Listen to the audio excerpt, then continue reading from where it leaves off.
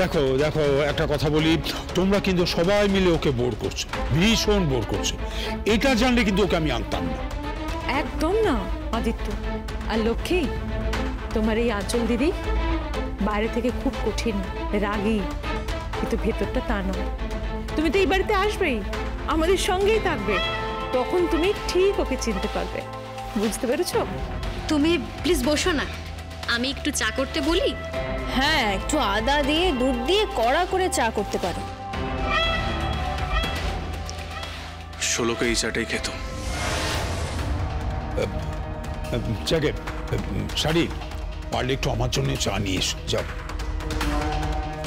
তাহলে আপনিও আমার দলে? আমি চাটা একটু বলে দিয়ে আসছি। তুমি তো খুব বুদ্ধিমতী, আস্তে না আস্তে হবু শ্বশুরমশাইকে একদম হাত করে নিয়েছো। আমি বললাম না, ভালোর সঙ্গে ভালো। আর আর আমি কিন্তু তোমার রায় বাঘিনী ননদিনী।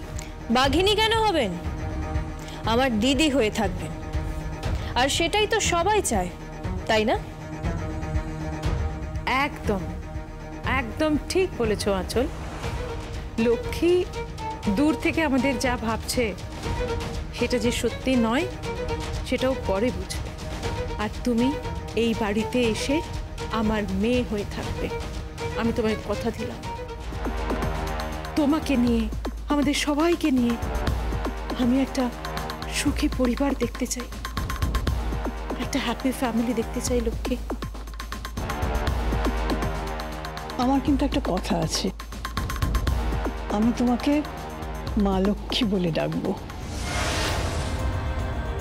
হ্যাঁ, রূপে লক্ষ্মী, কিন্তু গুণে একেবারে সরস্বতী। বাট হ্যাঁ, ইনি তো নিজেই বলেন নামে লক্ষ্মী থাকলেও লক্ষ্মীমন্ত নয়, তাই না? না না, ও খুব ভালো মেয়ে। কি লক্ষ্মী রানী, আমার বোন হয়ে থাকবে তো?